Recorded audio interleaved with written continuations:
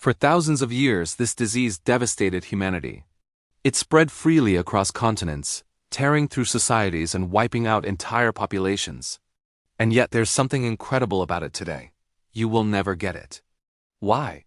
Because of one man, Dr. Edward Jenner, who discovered a way to defeat smallpox using something no one expected: cows. All of this happened long before electricity, modern medicine, or even a basic understanding of germs.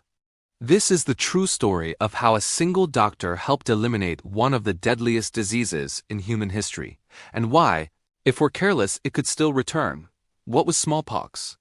Smallpox was caused by the variola virus. Historians believe it first emerged in Africa around 10,000 BCE, later spreading worldwide through trade routes like the Silk Road and European exploration. Once infected, victims developed high fever, extreme fatigue, severe back pain, vomiting, and stomach pain. Soon after, painful blisters appeared on the face and hands, then spread across the entire body. These blisters filled with pus, burst open, and formed deep, infected sores. Death came in many forms: lung infection, pneumonia, kidney failure, toxic skin infections in its worst form. Lesions merged together, leaving the skin dark, burned, and rotting. Smallpox killed 3 out of every 10 people.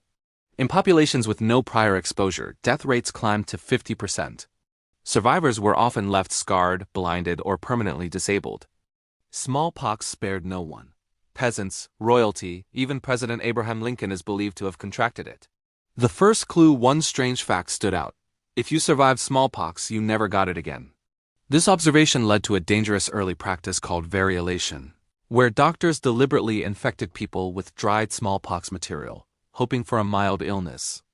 This brutal procedure nearly killed a young boy named Edward Jenner, but it also made him immune for life. And it planted a powerful idea in his mind: there has to be a safer way. The cowpox discovery. Years later, while treating a milkmaid, Jenner suggested variolation. She replied calmly, "I can't get smallpox. I've already had cowpox." Cowpox was a mild virus spread from cows to humans, causing small hand lesions and brief illness, followed by recovery. And strangely, people who had cowpox did not get smallpox.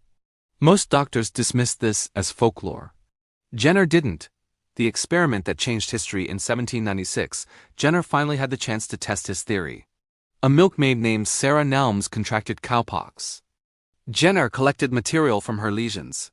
He then inoculated an 8-year-old boy named James Phipps with cowpox. The boy became mildly ill, then recovered. Weeks later, Jenner exposed James to smallpox. Nothing happened. No fever, no rash, no illness. James was immune. For the first time in history, smallpox had been prevented safely. Rejection, resistance, and royal support.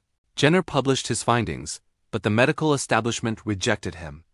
Why? Germ theory didn't exist yet. Variolation was a profitable industry. His ideas sounded unbelievable, but his work eventually reached Queen Charlotte of England, who had lost children to smallpox. She supported Jenner. And once royalty approved, the world followed. Vaccination spread across Europe, the Americas, and beyond. Napoleon vaccinated his armies. The Pope approved it. Countries made it mandatory. The end of smallpox. By the mid-20th century, the World Health Organization launched a global eradication campaign. Instead of vaccinating everyone, teams rapidly contained outbreaks wherever they appeared. It worked. In the 1970s, the last known case of smallpox occurred. In 1980, the WHO officially declared, smallpox has been eradicated. To this day, it remains the only human disease ever completely eliminated.